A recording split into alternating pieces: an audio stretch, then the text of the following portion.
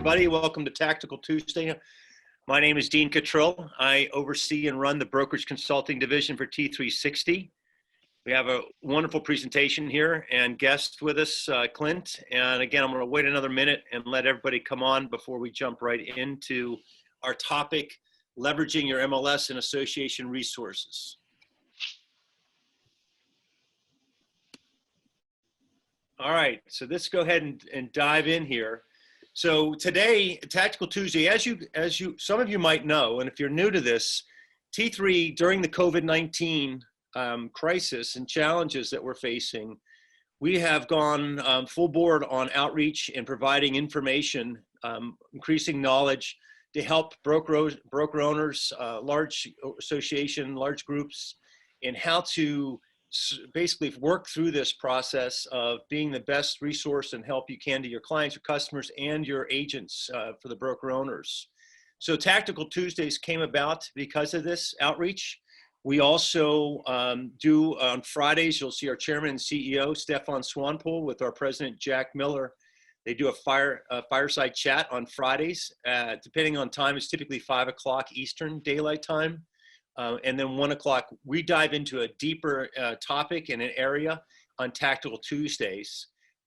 Again, my name is Dean Cottrill. I run the brokerage consulting division. With us here today to talk about leveraging your MLS and Association resources. Dean, I appreciate it. Yeah, I'm Clint Skutchan. I'm the Vice President of Association and MLS Consulting for T3 Sixty. I've been in the real estate industry for a little over a decade, and during that time I've run an association as a CEO and then spent the better part of the last 5 years either doing consulting work on the side, or as I've been doing really the last couple of years, full-time focused on working with associations and MLSs, helping them develop strategies, research, data, and even now really doing a lot of work in the technical sphere with some of our good folks in the tech division that, of course, were on here a couple of weeks ago. Great. And Clint, it's good to have you here, and your expertise and your background is perfect for this topic. One of the things that we wanted to do and today is talk about several things here about how the associations and MLSs can help our broker owners out there in the marketplace. So go ahead. What's today's discussion topics? Yeah, we're going to hit on 3 general areas, and it focuses around, kind of using this time to hone your expertise level.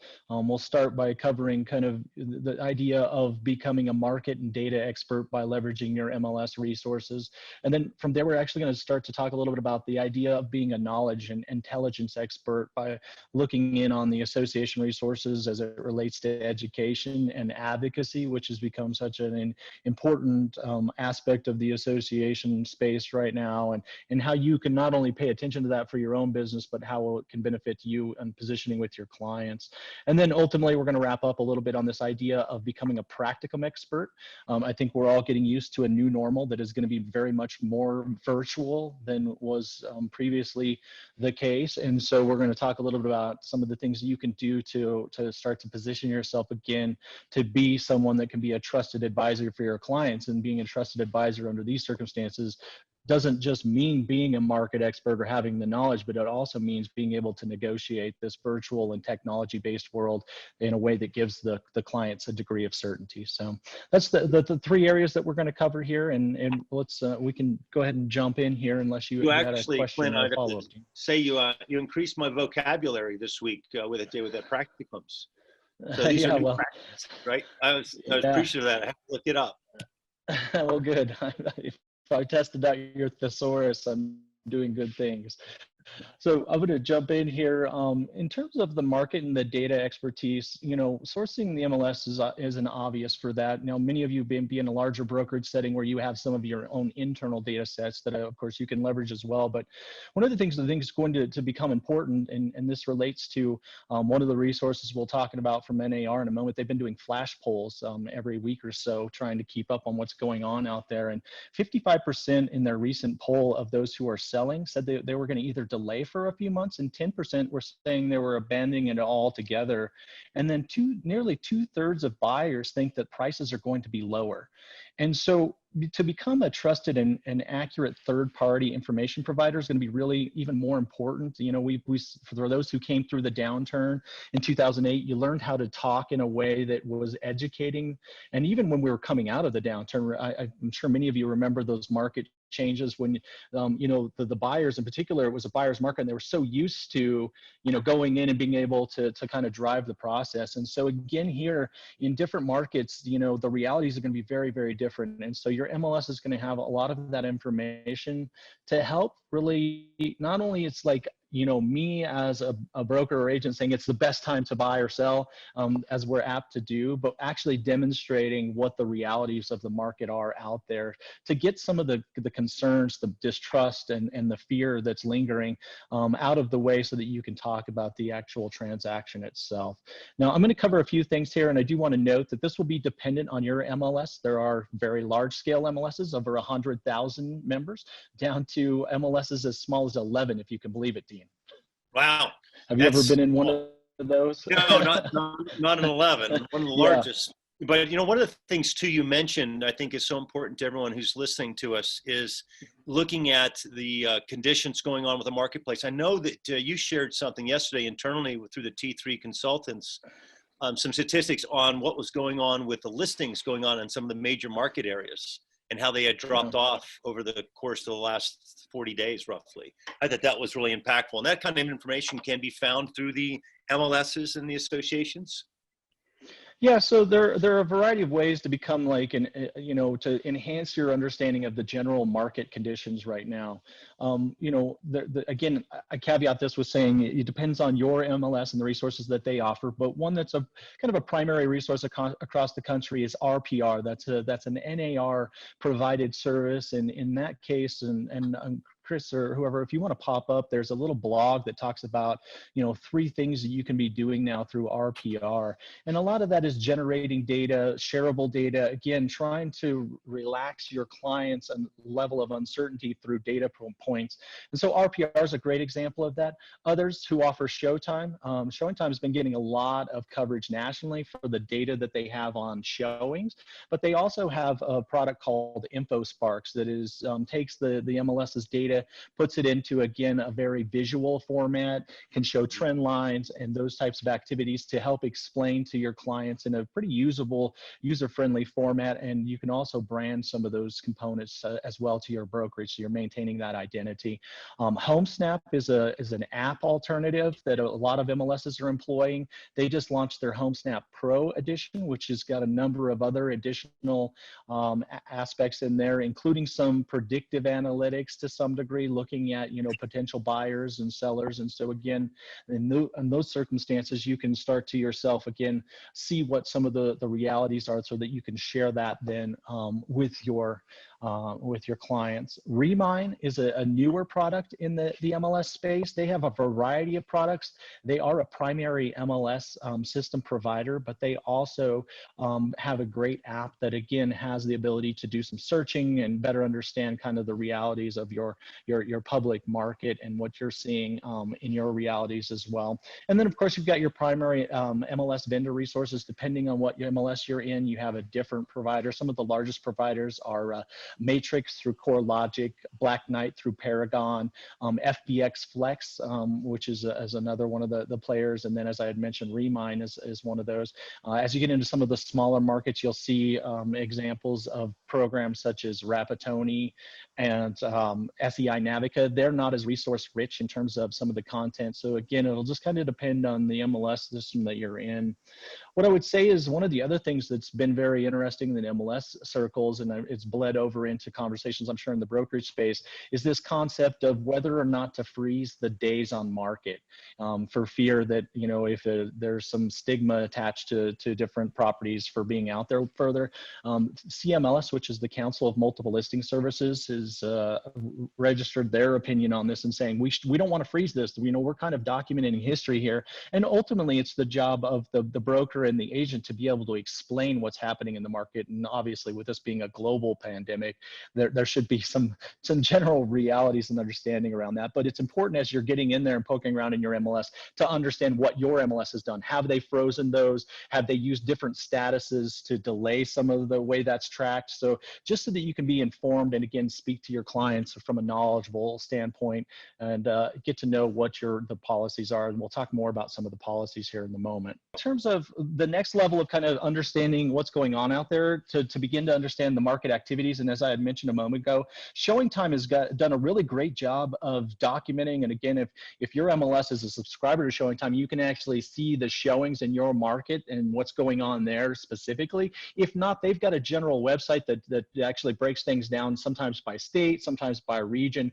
but they've got national numbers as well. Just again, trying to understand what's the activity out there in the market as it relates to showings. Those obviously have been a big part of the conversation of the last few months, the virtual aspects, and we'll talk more about that coming up in terms of the practicum and how important that's going to be not only to understand today, but to utilize moving forward. Some other things that I would encourage you to be looking at within your MLS in terms of understanding what's going on relate to your client activities right now. So you can be doing CMAs. Cloud CMX is a great product that's out there. So if you have those folks that are kind of sitting on the sidelines and again, they're reticent to get back in or if they don't understand quite what's going on out there, running some CMAs is a great way to kind of stay engaged and see what they're doing. Various MLSs provide a transaction management platform so you can see what kind of activities your clients are engaging in through, a client portal, for example. I'll be honest with you, Dean, we do national surveys, and in terms of MLS performance from a technology standpoint, client portals as well as mobile interaction is generally rated as some of the lowest technology aspects from an MLS. And so right now we're putting a lot of those to a test, and we're seeing some innovation in those spaces that have been needed. And I know you're seeing this on the brokerage side where people are getting innovative and moving quickly, but the vendor space has been doing that around MLS as well, which has been great to see. That's something, there's a lot of different tools. This is one of the things that we wanted to bring you on, Clint, because so many brokers are, we want to make sure they tap into all the resources available to them, both at a national level, state level, local association level, but also the MLSs. So this has been, it's powerful to hear some of this. There was a question in the chat that came up on the Showing Time, asked specifically. Oh yeah, Info Sparks is their kind of internal marketing reports that you can generate for your own usage. And again, depending on your MLS's subscription level, I think you can include and build in your own branding to that as well. I've seen a lot of folks who use that on an ongoing basis just to produce videos updates on the market. And right now, that's not a terrible thing, right? We're all going to a video capacity. So if you can enhance kind of your outreach to your clients and the videos that you're sharing with some data slides behind you or to share via your screen, that really helps. So I'm going to move into kind of some of the ideas of knowledge and intelligence, if you will, and I'll start at the National Association of Realtors level. And when we talk about knowledge and intelligence, knowledge is in terms of, there's a lot of educational offerings right now, but intelligence in terms of the advocacy work that's being done. NAR has been doing tremendous work. I think everybody's recognized that from, the essential services component to really pushing the national and the federal folks to look at, digital signatures. They've had a great deal of influence. And then of course there's the business dollars that are being, kicked out, and they fought hard. And last Friday, got the additional dollars that are going to be dedicated to real estate. So NAR has been doing a great job of advocating on behalf of the members. But what I would encourage folks to do is to take that and utilize that to understand what's going on in the market and be able to then speak to their clients about what's happening in terms of why this matters for them and the sales process or the purchasing process. And then beyond that, NAR's done a great job of mobilizing a number of key resources quickly. Back in 2008, 2009, during the downturn, they rolled out a program called Right Tools Right Now to offer free education, free services, benefits, and they've really turned that back on very quickly. Kudos to Bob Goldberg and the folks at NAR for moving quickly. They reinstituted an already established program. They've updated it to include COVID-19 resources, and that's just an easy one to find. Right Tools Right Now. You can go and check that out. One example of they've got a benefit up there now that I know I could use. Dell computers, they've got the big sale going on. I don't necessarily need a computer, but I think my girls could use a couple more computers so we could have them doing schooling while we're working. That would be one of the biggest productivity things I think most of us who have kids at home could take advantage of right now. But lots of great discounts and benefits available there. And then, of course, as independent contractors and folks that may or may not have a lot of financial acumen coming into this and now going through difficulty, another great resource NAR has put together is a financial wellness center. And again, Chris, if you could throw up some of those links, but you can actually go in. They've got some. See the visuals too. Yeah, they've got great insights, and they also have a video available that kind of explains the benefits and how to go through the process of getting the federal dollars and assistance right now as well. But again, just a great resource to help with that financial planning that, of course, has become even more difficult to predict right now for a lot of folks that, may be newer or in your office, that if you're a broker, you don't necessarily want to spend time being a financial planner, but you want to give them some good, solid resources to utilize. That's a great one. And NAR's got ongoing benefits programs that are really great. So lots of benefits, lots of educational offerings right now. Through the right tools right now, you'll see things like getting your designation. If it's a downtime and you want to specialize on the other side of this with a certain segment, they have a number of designations that are available, and those are powerful tools to be able to understand. And then, the political advocacy efforts, they've got great resources on that as well. I'll have Chris just kind of kick those through. And then I mentioned this a moment ago, NAR is doing these flash polls across the country where they're surveying folks on an almost weekly basis, trying to get a read and a gauge on what changes are happening, how things are occurring, and what the general realtors experiencing out there, see what they're seeing with their clients. So again, gives you a little bit of a 360-degree view of real estate across the country. And then it speaks to economics. It talks about some of the tools that people are using in general, but the flash polls are really, really cool and great insights. Again, that's being done at the NAR level as well as at the state. The states have been, oh yeah, go ahead, Dean. Yeah, Clint, I had a question for you on the NAR. That sounds so very interesting, the flash surveys. Do you have any sense of how many people they're surveying? Because I know when they do, my recollection when they do the buyer-seller surveys at the end of every year, which I think are just fabulous, it's typically around 5,000 people they reach out to. What are they doing for the flash surveys? Yeah, they're reaching out to more in this case, and I want to say they're getting 3,000 to 5,000 responses. So again, it's not it's not fully comprehensive, but right now any data that we can get and consume and help ourselves to position ourselves again as these knowledge and intelligence experts is quantifiable rather than just opinion. Because right now there's so many of these things, the webinars going on where we're all just talking heads, right?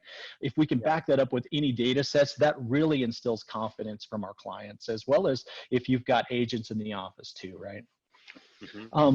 In terms of the states, again, they're doing lots of great things. Many states have statewide data, so that again will help you compare and contrast what's going on in your local market versus what's going on across the state. Tons of legal services being provided by the states. I'm in Colorado, and they've got their own attorney who's been constantly coming on, updating, agents, brokers on what the different rulings from the governor and the health department have meant.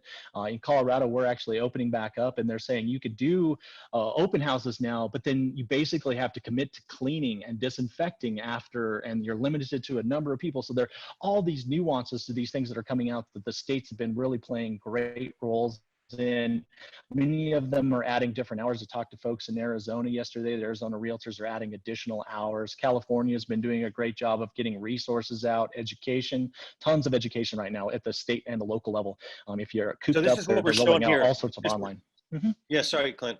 So this is what we're showing everybody now. On the state level, we put up the California Association of Realtors, but of course, go to your state's website and you'll see a lot of, almost every state seems like, in my point of view, Clint, you have better understanding, have stepped up and have put a lot of information out, made it available to their members. Yeah, and obviously there's the added benefit of many states have now allowed for CE to be administered electronically. Of course, these are one of those things that I think folks in the terms of the association, but as well as your brokers and agents, I'm sure are hoping continue beyond this time frame, right? The pace, the speed, and I think we're getting better at delivering content in a way that's meaningful and has still that level of engagement that we always wanted from the personal education delivery. So yes, MLSs are doing a lot of classes on the new things things that they're rolling out and new policies. So that's one thing really to be aware of. It's not just nice to get your education in terms of designations, but some of the classes that are being done right now through associations and MLSs are getting you up to speed on the changes that are happening with the virtual showings, clear cooperation, the NAR policy that speaks to, you know, the issue of coming soon and pocket listings and all that. That's still being rolled out by many of these associations. And as we emerge from, you know, and we start to see more listings, this could be very complicated as people, I think, fight to try and display and get as much value as they can out of a dearth of listings. We're seeing listings build up now across the country. So I think it's going to be really important that you understand, especially if you're a broker and you're overseeing folks in your office, how to play by the right rules here. And there's a lot of education being kicked out by associations and MLSs. And then I would say, you know, local associations, and you see now some stuff from ABOR. ABOR is amazing. We do a lot of work with them, but they do great stuff. They've rolled out a huge education program, but they've been doing a tremendous level of work at an advocacy level. And so what I would encourage you all, especially at the broker level, to do is to be paying attention to your markets, how things are changing. And as we know, things that start at the national level in terms of recovery and assistance tend to work their way down through the states and into our local jurisdictions. And I guess maybe sometimes I have a little faith in our government officials that they're going to take care of real estate in the right way when they're trying to help. So I would say if you're out there and you're a broker and you see needs in your market and things that the local association or the state association can be advocating for as local and state governments try to get involved with fixing and recovering, that they do it in the right way, that it doesn't negatively impact our clients and the consumers as well as our industry. So that would encourage you to get a little more engaged than maybe you have been in the past in terms of some of the legislative activities and the political advocacy. It's going to be important on the other side of this. One thing on this, to the broker, on the broker level, is that the statistics are powerful. We talk many times with our clients and to the broker community about updating their agents, the marketplace, potential buyers and sellers on a minimum a monthly basis, but this is changing so quickly. The idea of updating, getting updated stats and numbers on a weekly basis is really highly recommended to get information out to your agents to their consumers, their friends, family, past clients, customers, all that on a weekly basis, frankly, at a minimum on a weekly basis as we go through this. Yeah, and like I said, I mean, there's a lot changing in the MLS atmosphere specifically, and some of those have been driven by technology, but some of those things like the virtual showings, which we can talk more about here in a moment, virtual open houses and all that, there's kind of some temporary responses to how they're handling it now, but as we emerge into more of a longer term approach to this, it's going to be important that you pay attention to those changes. So for example, you know, the virtual showings, a lot of folks are allowing for just blank URLs to be inserted in comments, whereas they wouldn't typically do that. Various MLSs are looking at allowing your brokerage branding in that. Others are saying no way, and likely that's going to evolve and change over time. So as this is moving quickly, it's also important that you're checking in with your local associations and MLSs to make sure that you're tracking with those policy changes as the technology evolves quickly. Mm-hmm. So, Janet, okay to move it ahead. I think we're having still some technical difficulties. Here we go. So yeah, we can talk about the practicums and for your edification there, Dean. That means about putting things into practice, right? And so we're all learning and we're all making mistakes along the way because things are moving at such a quick pace. And so one of the things that I hope that we're learning for others is grace and understanding and expecting that we get that back from others as well, that they give it to us as we're all trying to move quickly. One of the things that has obviously been a big point of conversation has been around virtual tours versus virtual showings versus virtual open houses, and how to get those up and running and how to create those. And MLSs and a lot of the technology vendors across the country have responded quickly. You know, Realtor.com, your Remine, your Homes.com, all those folks are integrating the idea of virtual showings, whether you're leveraging, you know, Facebook or these other kind of established online platforms or HAR down in Houston. They're building out their own internal option to their app.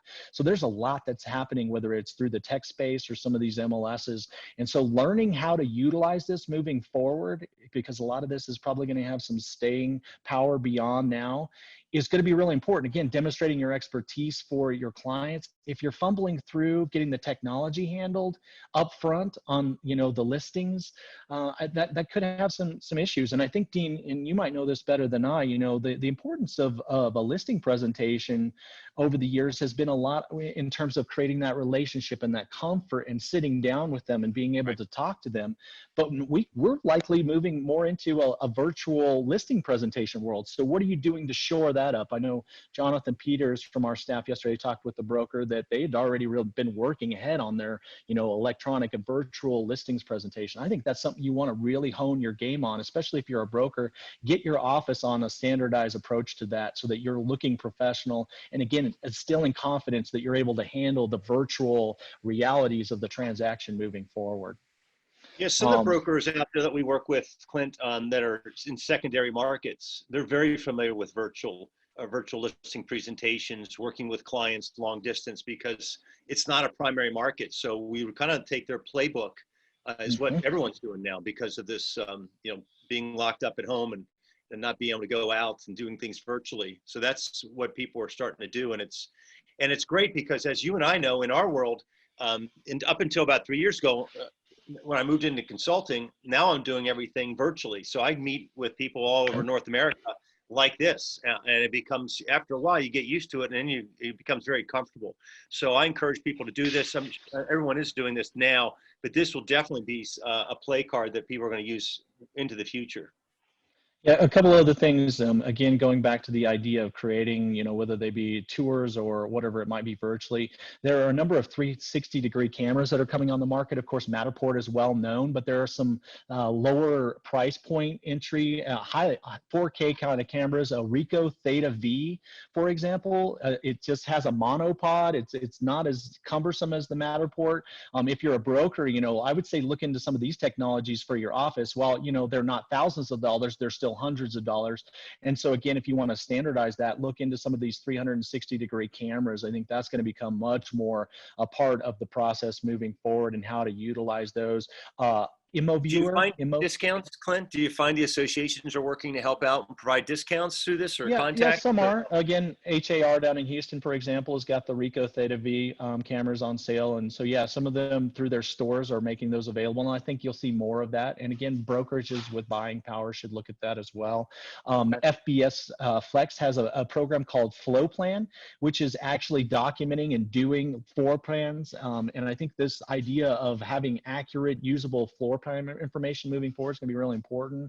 IMMO Viewer, IMMOVIEWER, they're doing a lot of 360-degree technology that, again, does floor plan enhancements and does recognition within photos. So there's a lot that's going to be happening in this image and video space that you're going to have to get familiar and comfortable with to make your clients feel good. And then finally, you know, more of the transaction platforms, you know, the document management, all this is going to be far more virtual and electronic. So get comfortable with that. And then finally, just kind of, I know it's been on the back burner and gotten quiet, but I think your strategy and your practicum of how you address iBuyer on the other side of this is something that you need to understand how to integrate into your business, how it works with your MLS, either whether it's positioning against that or for that coming out of this on the other side. The idea of folks traipsing through your house obviously has added value or added concerns these days. And so in the future, that's something that I think we're going to start to see. And I heard today that they're starting to come back in. The iBuyer market's going to start to kind of emerge over the next few weeks. So I think I'd encourage you to have a strategy and a practicum around that. Okay. And have it going electronic. Yeah. Everything. iBuyer, document management, kind of hit all that. Yeah, we've hit on most of it. Again, I would just close out with just saying there's the important policy change with clear cooperation.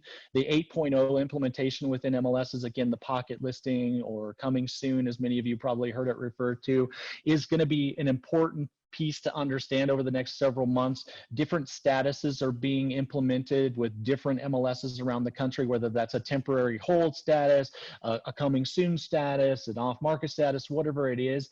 Understanding, again, as we have this dearth of listings building up and they're going to come onto the market, and you're entering those listings under new policies, new circumstances related to this policy, that's going to be a really important one to understand as a broker, and then communicate to your agents in your office. Great. Clint, thank you very much. Great information. We're coming up on the half hour here, end of time, but you did a phenomenal job on providing a lot of great information and resources. Thank you very much. I'm going to wrap it up here. Dean, we have a question. Michael Regan says, why do you see iBuying creeping back in over the next couple of weeks?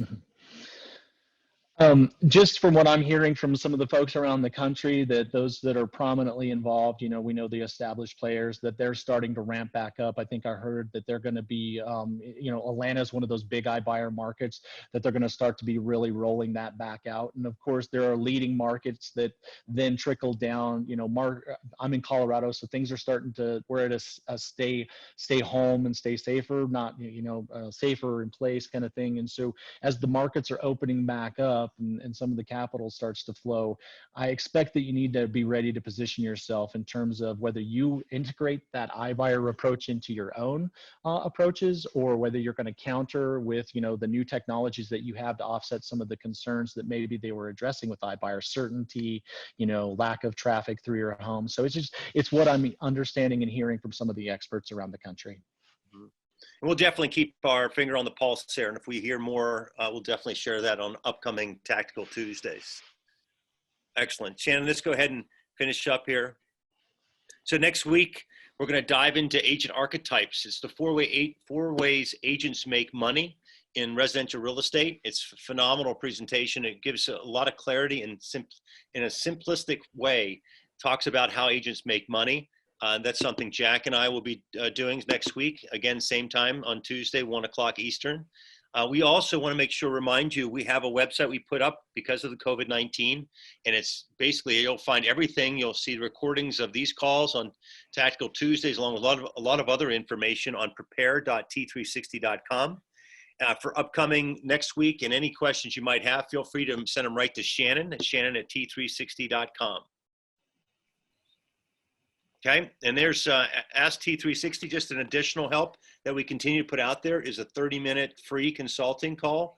So feel free to go to that link right there, that website, t360.com/ask, and then sign up for a convenient day and time that works for you and our consultant. And we'll go ahead and do a 30-minute free consultation with you to help support you during this challenging time. There's Phil saying thank you. Thank you, Phil. Good seeing everybody. So that's the end of the Tactical Tuesday here for this week. Everybody stay safe, and we'll look forward to seeing you next Tuesday on the next Tactical Tuesday. Take care. Bye-bye.